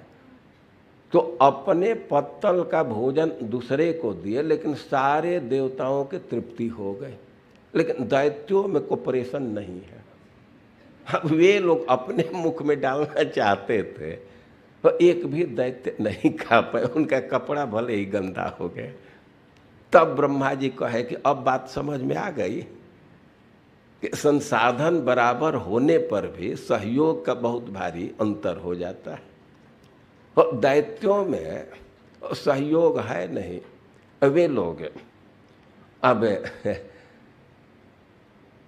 अहम पूर्वम ऐसे झगड़ा कर रहे थे, और तब तक भगवान मोहिनी रूप से प्रकट हो गए। अब मोहिनी को देखे दैत्य तो एकदम आकृष्ट हो गए, और अब अमृत से ध्यान हट करके भगवान के मोहिनी रूप पर चला गया। अब सबके मन में, सारे दैत्यों के मन में यही संकल्प आ रहा था कि अरे बड़ा अमृत वह है, उसके आगे तो फीका है, लेकिन उससे कैसे कनेक्शन किया जाए। और कोई बहाना लगा करके उससे एक कनेक्शन जोड़ा जाए। तो वे लोग कहने लगे कि अरे कितना सुंदर रूप है, तुम किसकी हो, किसकी बेटी हो। किसी की पत्नी का तो सवाल नहीं बनता है, क्योंकि हम लोग समझ रहे हैं कि कोई तुम्हारा स्पर्श नहीं किया है। लेकिन तुम एक काम करो कि हमारे बीच जो झगड़ा है उसको सुलझा दो। झगड़ा सुलझाना उद्देश्य नहीं था, उद्देश्य था कि कुछ हमसे कनेक्शन हो जाए, एक संबंध स्थापित हो जाए। और वे लोग कहने लगे कि हम एक वस्तु नहीं, एक वस्तु के लिए झगड़ा है, तो झगड़ा को निपटा दो, तुम इसका विभाजन कर दो। और मोहिनी कहने लगी कि अरे आप लोग कश्यप के पुत्र हैं ना, इतना नीति का ज्ञान नहीं है, एक अपरिचित स्त्री पर विश्वास कर रहे हैं। अपरिचित स्त्री पर विश्वास नहीं करना होता। और दैत्य लोग कहें कि ना हम पूरा विश्वास है। वो कहे कि हमको कोई अनुभव नहीं है विभाजन का, ये पंचायत करने का कोई अनुभव नहीं है, हमसे गलती हो सकती है। दैत्य लोग कहे कि तुमको गलती हो सही हो, सब हम लोगों को मंजूर है, ये बांटना तुम ही क्यों, अपने से ही उसके हाथ में अमृत का कलश दे दिए।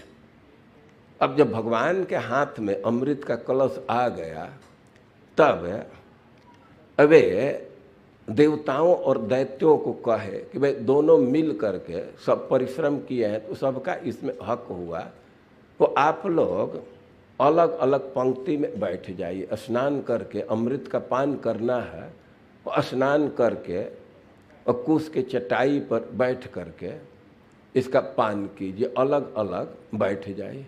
दैत्यों का लाइन लगा, देवताओं का लाइन लगा, और भगवान देवताओं को अमृत पिलाने लगे।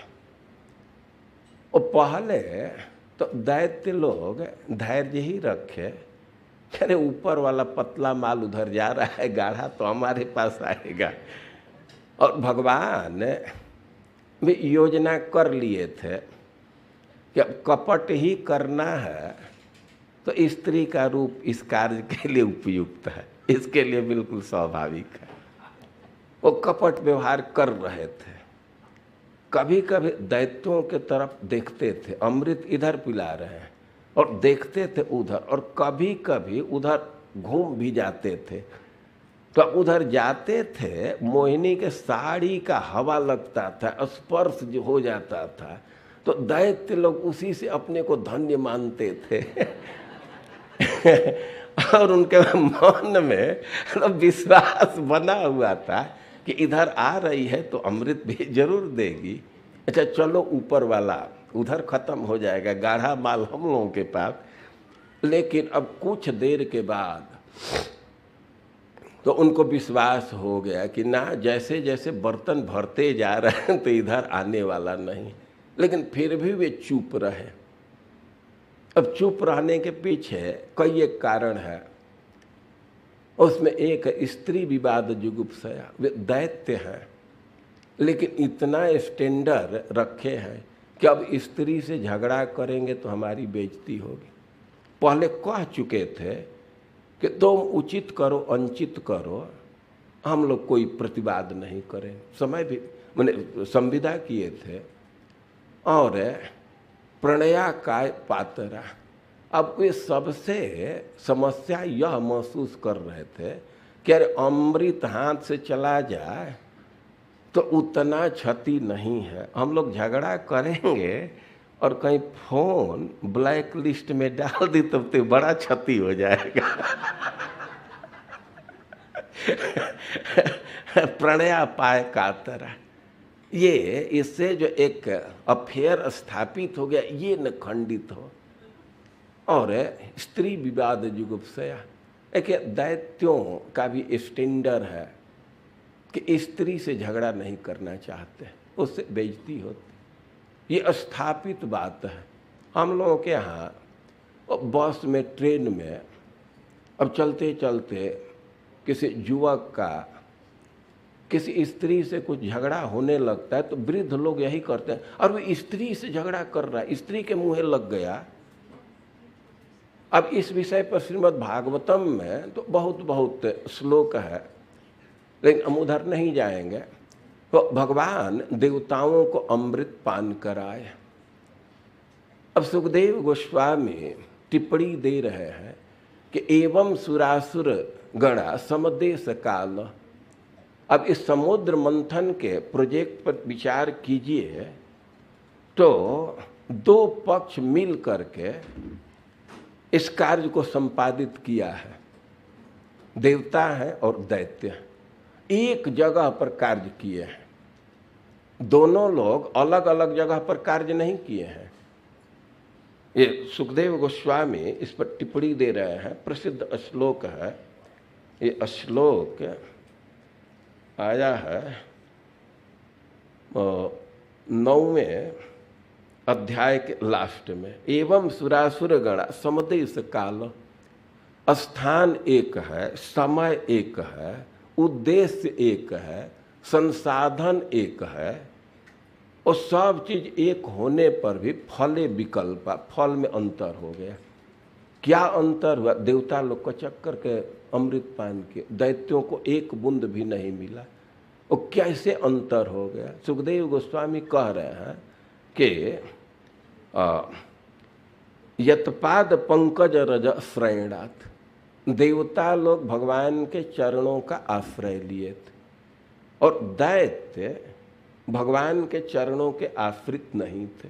तो भगवान के चरण का आश्रय ही अंतर करने वाला तत्व है। जब हम भगवान के चरण का आश्रय लेकर के कार्य करते हैं तभी हमको लौकिक कार्य में भी सफलता मिलती। भगवान को इग्नोर करने से लौकिक कार्य में भी सफलता नहीं मिलती। और देवता लोग अमृत का पान किए, लेकिन वे दैत्य लोग इसको सह नहीं पाए। फिर वे झगड़ा करने लगे। देवता तो अब अमृत पी लिए थे, उनकी शक्ति आ गई थी, लेकिन दैत्यों के पास इतना माया है कि देवताओं को फिर पराजित ही करने लगे। वे भगवान का स्मरण किए और भगवान की दया से, भगवान के स्मरण से उनका माया समाप्त हुआ और वे फिर अपने स्थिति में आए। अब इसको सुन करके शिव जी के मन में ये कौतुक हो गया है कि हम उस मोहिनी रूप को देखना चाहता। भगवान से जा करके प्रार्थना किए कि हम मोहिनी रूप को देखना चाहते हैं। भगवान कहे कि अरे तो कामिनाम बहुमंतव्य, और जो कामी लोग हैं वे लोग इस रूप के बहुत महत्व देते हैं। ये साधु सन्यासी के लिए नहीं है, लेकिन बहुत आग्रह करने लगे कि हम तो आपके सारे लीला को देखते हैं, सारे रूप के उपासक हैं, तो इस रूप को भी देखना चाहते हैं। ऐसे वे भगवान से प्रार्थना कर रहे थे और भगवान वहाँ से हटे और एक लड़की के रूप में आने लगे। लड़की वो गेंदा ऐसे पड़काते हुए आ रही थी, कम कपड़ा पहनी थी। अब हवा के झकोरे से उसका उत्तरी ओढ़नी हट गया। अब ओढ़नी हटने के बाद अब गेंद को पकड़ने के लिए हाथ उठाई। उस रूप को देख करके शिव जी अपने धैर्य को खो दिए और उधर दौड़ गए उसका आलिंगन करने के लिए, भागने लगे। अब सब लोग तो हंसने लगे कि इस शिव जी को क्या हो गया। अब इसके बाद फिर भगवान उस अपने रूप को अंतर्हित किए, अपने ओरिजिनल रूप में आए। तब शिव जी अपने स्थिति में आए। और ऐसे ये छठे मनवंतर की बात थी। अब सातवें मनवंतर की बात आई और इसमें भी सुखदेव गोस्वामी कह दिए कि इसमें भगवान, इस मनवंतर में भगवान कश्यप और अदिति से प्रकट हुए वामन रूप में और स्वर्ग की याचना करके देवताओं को लौटा दिए। अब फिर प्रश्न है, अरे भगवान किसी से भीख क्यों मांगेंगे? भगवान का मतलब जो ईश्वर है उनका तो कंट्रोल है, हरि है, उनको देना ही था तो जबरदस्ती दे देते, छीन करके दे देते। वे त्रिलोकी के नाथ हो करके भीख क्यों मांगे? और भीख मांगे एक बात, बलि महाराज सब कुछ दे दिए, लब्धार्थोपि सब कुछ प्राप्त कर लिए, तो उनको बांधे के दो प्रश्न है। बहुत भारी कौतूहल है, इसको बतलाई। तब इस कथा को प्रारंभ करते हैं।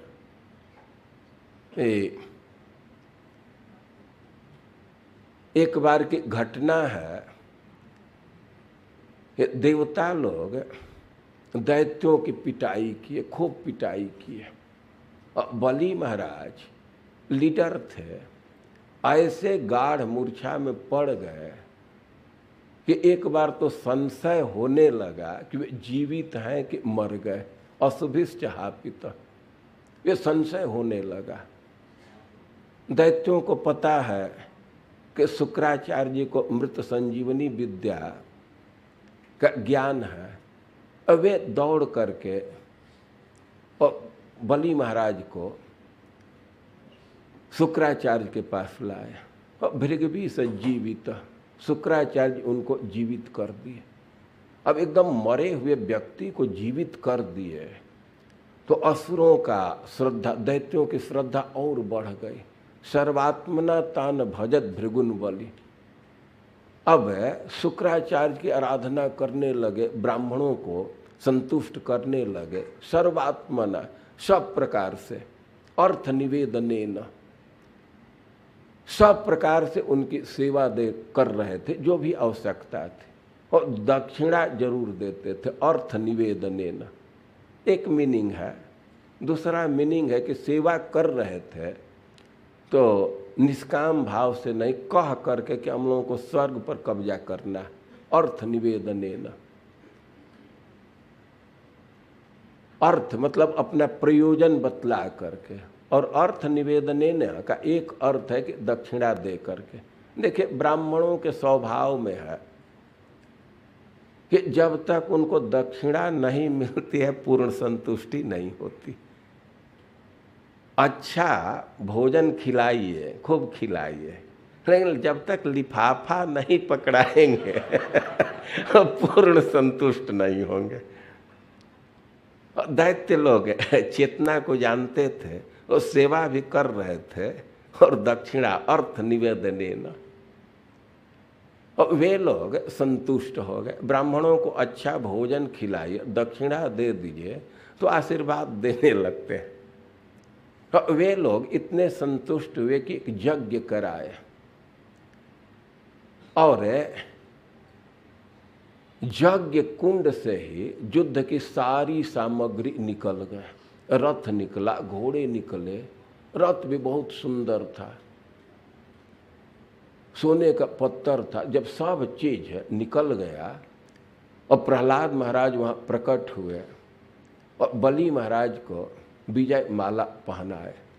बलि महाराज रथ पर बैठे सज धज करके, बहुत चमक रहे थे। उदाहरण दिया गया दिष्णस्तैव हव्यवाट, जैसे आग भट्ठी में रहने पर तेज दिखती है, वैसे बलि महाराज दिख रहे थे रथ पर बैठने पर। और प्रहलाद महाराज से मंत्रणा किए और स्वर्ग पर विजय के लिए चल दिए। जा करके स्वर्ग के नजदीक शंख बजाए, जनयन भय जोशिता। अब शंख की आवाज सुन करके तो स्वर्ग की स्त्रियां डर गई। स्वर्ग में सब समृद्धि है, इंद्र बाहर आए, लेकिन बलि महाराज के तेज को देखे तो उनको बात समझ में आ गई कि इस समय इसको पराजित करना कठिन है।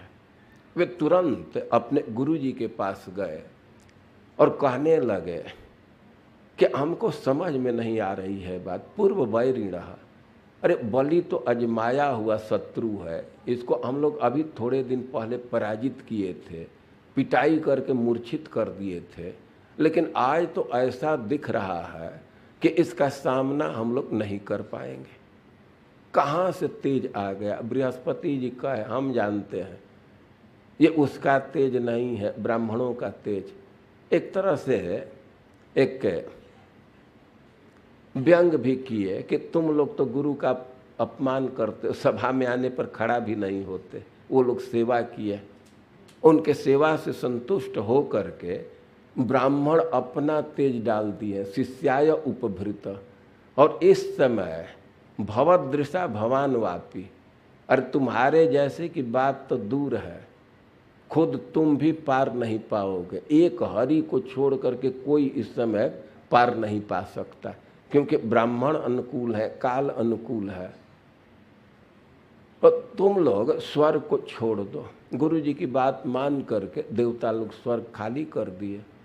लेकिन देवताओं की जो माँ है, अब अपने पुत्रों को न देख करके बड़ा दुखी हुई। पर ये तप्यत अनाथवत, वो बड़ा निराश हुई, मानो उसका कोई रक्षक ही नहीं है। बहुत दुखी थी। अनाथवत, कोई रक्षक नहीं, पुत्र नहीं है तो पति है ना, क्यों अनाथवत कह रहे हैं? और पति तो थे लेकिन समाधि में थे, तो पति रह करके क्या करेंगे जब कोई कनेक्शन ही नहीं है। तो अपने को अनाथनी महसूस कर रही थी। बहुत दिन के बाद पति लौटे। तो समाज तो यथा न्याय, अदिति एक पतिव्रता स्त्री का जो कर्तव्य उसके अनुसार उनका सत्कार की। सब सत्कार कर रही थी, लेकिन उसका मुख बिल्कुल उदास था। कश्यप जी पूछने लगे कि क्या चिंता है, घर में खाने पीने की कमी हो गई, कि अतिथि का सत्कार नहीं कर पाई, समय से अग्निहोत्र नहीं कर पाई, ब्राह्मणों पर कोई खतरा आ गया, समाज में कोई बहुत हादसा हो गया, क्यों उदास हो, तुम्हारे पुत्र सब ठीक है ना। अब इतना पूछे तब तो अदिति और उदास हो गई और कहने लगे कि आप जिसके पति हैं वो कौन मनोरथ पूर्ण नहीं हो जाएगा। आप कोई उपाय कीजिए कि हमारे पुत्रों का घर वापस आ जाए। उनका घर छीन गया। कश्यप जी कहे कि अरे हम क्या क्या सोच रहे हैं, और ये अपने पुत्र के माया में पड़ करके इतना दुखी है। तो सोचे कि इसको ज्ञान दे दें गीता का। आखिर अज्ञान के चलते ही दुखी हो रही है, ज्ञान देना प्रारंभ किए। वे कह रहे हैं क्व देहो भौतिको नात्मा क्व चात्मा प्रकृति पर है। अरे देह तो भौतिक है, पंच महाभूत से बना है, जड़ है, और आत्मा तो प्रकृति से ऊपर है। कस्य के पति पुत्राद्या, इस संसार में कौन किसका पुत्र है और पति है, मोह है वही कारण। ये जो संबंध व्यक्ति मान रहा है ये तो अज्ञान बस मान रहा है। वो उपदेश दे रहे थे, लेकिन वे अनुभव किए कि हमारे पत्नी का शोक नहीं जा रहा। तब वे कहे उपतिष्ठस्व पुरुषम, तुम भगवान की आराधना करो। उपतिष्ठस्व पुरुषम भगवंतम जनार्दनम। वो जनार्दन है, एक एक व्यक्ति उनसे कुछ मांग सकता है, एक एक व्यक्ति के दुख को दूर कर सकते हैं, और तुम उनकी आराधना करो। सविधासित ते कामान हरिर दीनानुकंपन, वे ही तुम्हारे मनोरथ को पूर्ण करेंगे। भगवान के स्वभाव में है वे दीन दुखी पर जल्दी ध्यान देते हैं। तब वे पूछने लगे किस विधि से करें। एक विधि बतलाए, पयोव्रत फाल्गुन महीना में किया जाता है, शुक्ल पक्ष में 12 दिन का व्रत है। इतना तत्परता के साथ वो व्रत की कि 12 दिन में भगवान प्रकट हो गए उसके सामने।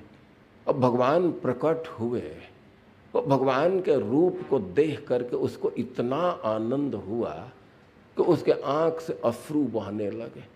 कुछ देर तक तो पिबती इव रमापति, ऐसे लग रहा था कि अपने आंख से ही भगवान को पी जाएगी, रूप को पी जाएगी।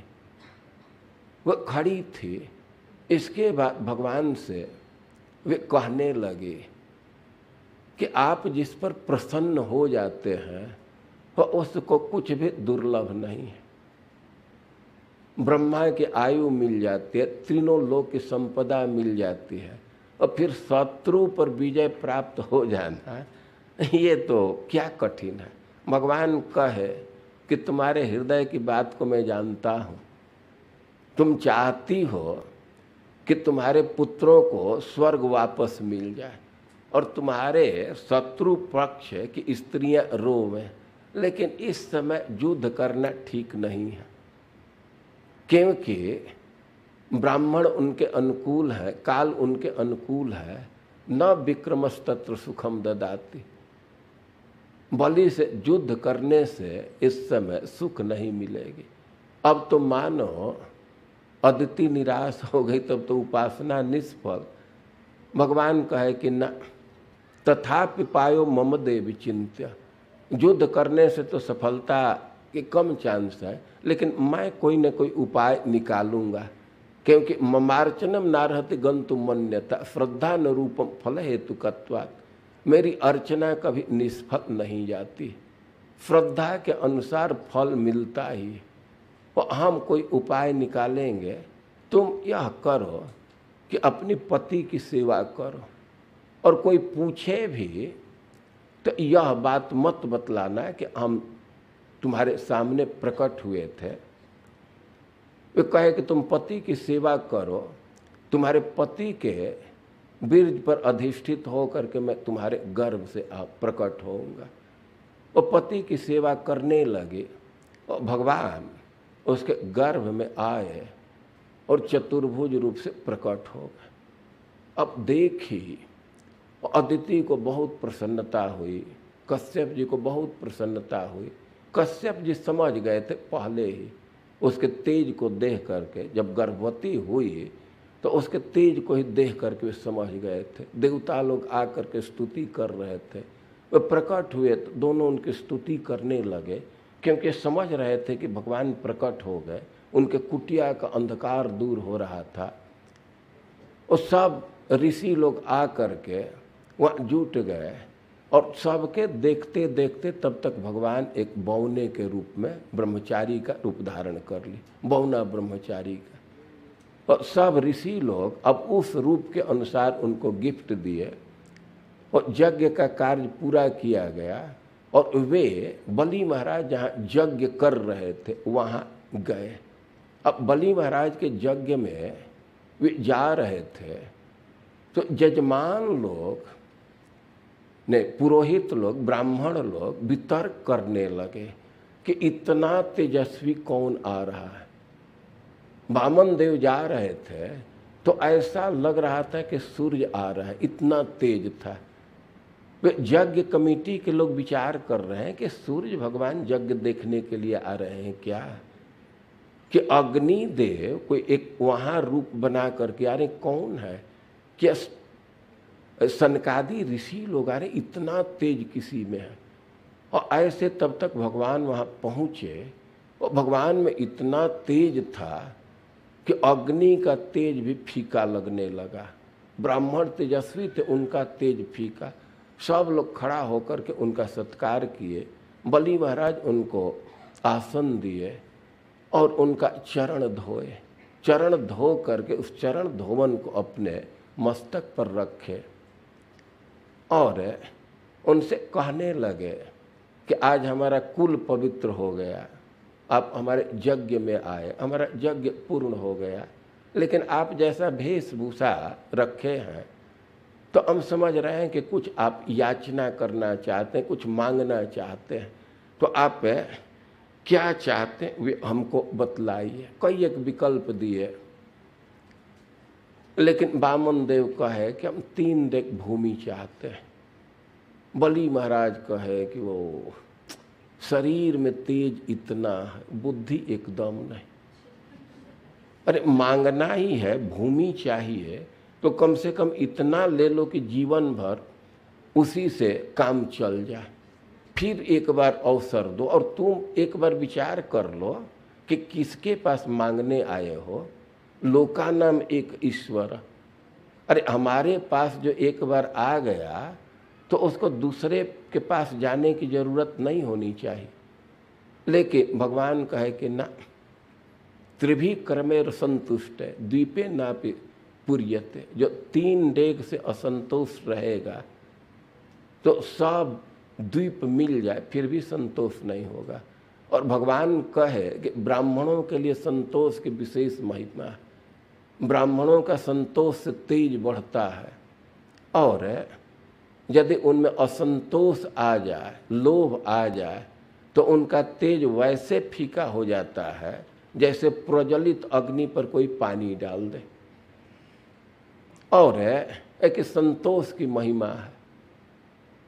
असंतोष के चलते ही व्यक्ति जन्म मृत्यु में पड़ा है और संतोषो मुक्तई स्मृत। यदि आदमी संतुष्ट रहे तो मुक्त हो जाएगा। वो संतोष बतला रहे हैं। लेकिन असंतोषो अर्थ कामयो। असंतोष से बंधन होता है, लेकिन समझना चाहिए भोग के विषय में असंतोष है तब।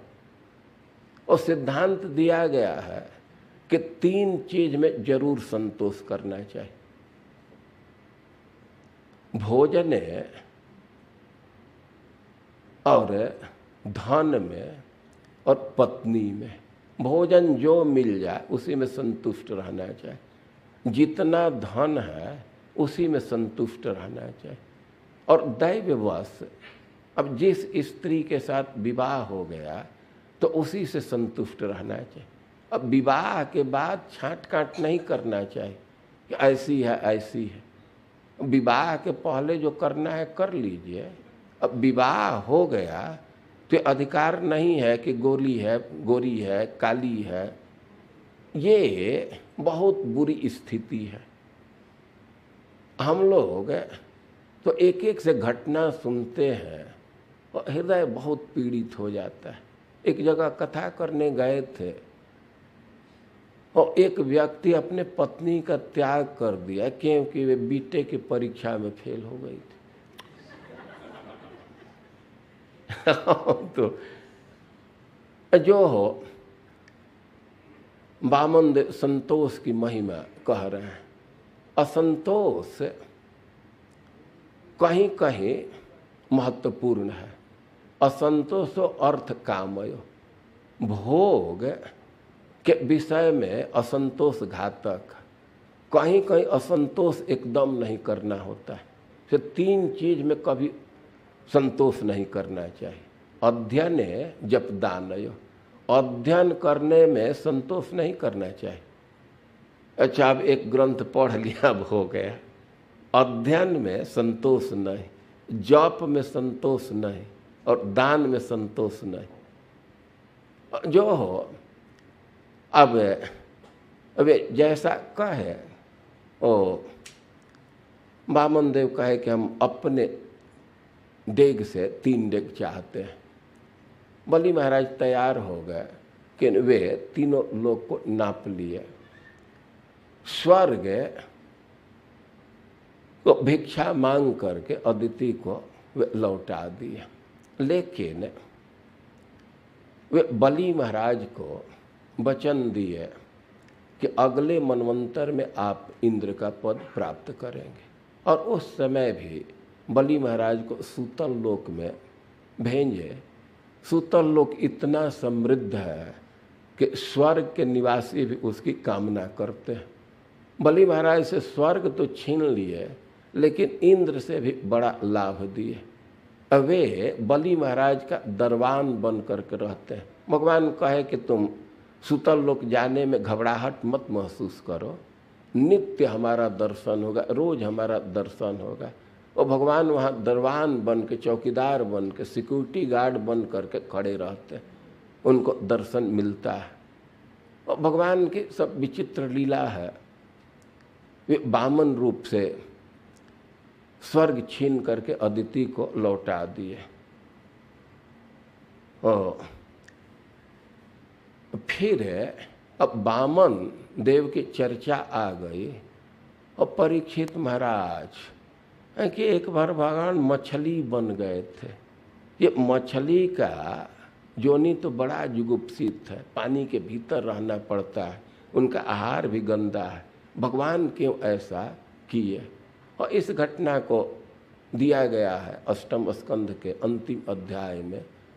और भगवान के एक भक्त थे जो हम लोगों के मनु महाराज हैं। पहले इनका श्राद्ध देव नाम था। वे कृतमाला नदी के तट पर तर्पण कर रहे थे और तब तक उनके अंजलि में एक मछली आ गई। सफरिया एकाभ पद्यत।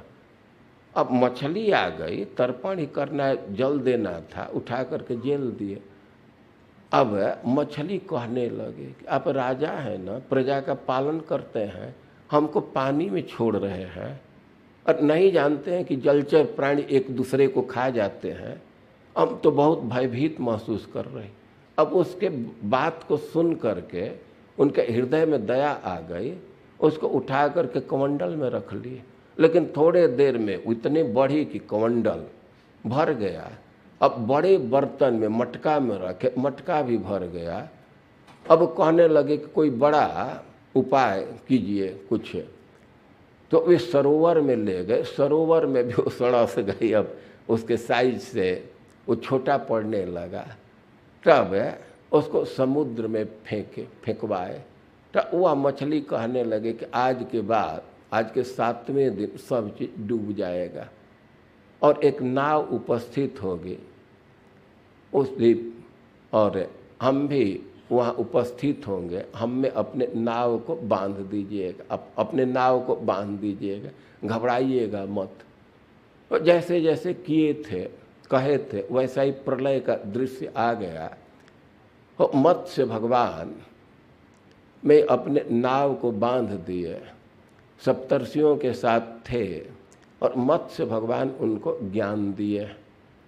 तो श्राद्ध देव भगवान के इतने प्रिय भक्त थे कि उनको ज्ञान देने के लिए भगवान एक लेबोरेटरी तैयार कर दिए, सेमिनार हॉल तैयार किए, प्रलय का दृश्य उपस्थित कर दिए ज्ञान देने के लिए। और वे नौका पर बैठे हैं और भगवान मत्स्य रूप से ज्ञान दिए। भगवान उनकी स्तुति किए हैं। तो अब वामन देव की कथा को सुन करके वे मत्स्य भगवान के विषय में पूछ दिए, क्योंकि दोनों में समानता है। बौने का रूप बहुत अच्छा नहीं माना जाता है, जुगुप्सित है। वैसे मछली की योनि बहुत अच्छी नहीं है। तो इस प्रकार ये अष्टम स्कंध में मनमंत्रों की कथा दी गई है। बहुत बहुत अवतार की कथा है। अब कुछ समय एक एक अवतार पर दिया जाए तो ठीक से हो सकता है, लेकिन अब समय तो समाप्त हो चुका है, कुछ अधिक ही हो गया, तो हम यहीं विराम देते हैं। लेकिन आयोजकों से प्रार्थना करेंगे कि कल थोड़ा सा समय का विस्तार करें। पाठ वाला समय हम भी कुछ आवृत्ति कराएंगे, जैसे आज कराए, कल व्यवस्थित रूप में कराएंगे। यहाँ कई एक श्रोता कह रहे हैं कि कथा अच्छी लग रही है, लेकिन हम तो अनुभव कर रहे हैं कि भाई जिस स्तर का कथा होना चाहिए तो उस स्तर का नहीं हो रहा है। तो हम कम से कम एक क्लास एक नॉर्मल स्तर का देना चाहते हैं। वो क्लास कल होगा। और कल के क्लास के लिए आप लोग तैयार होकर के आइए, और आवृत्ति होगी और एक दो श्लोक की व्याख्या थोड़े ढंग से की जाएगी। वही एक नमूना होगा। अपने ब्रजमोहन गुप्ता जी भी हमसे सलाह लेते रहते हैं, कई एक बार पूछते हैं आप बतलाइए कैसे किया जाए। तो एक नमूना प्रस्तुत करना चाहता हूँ कल कि कैसे किया जा सकता है, वो भी उस पर भी विचार करना चाहिए। हरे कृष्ण।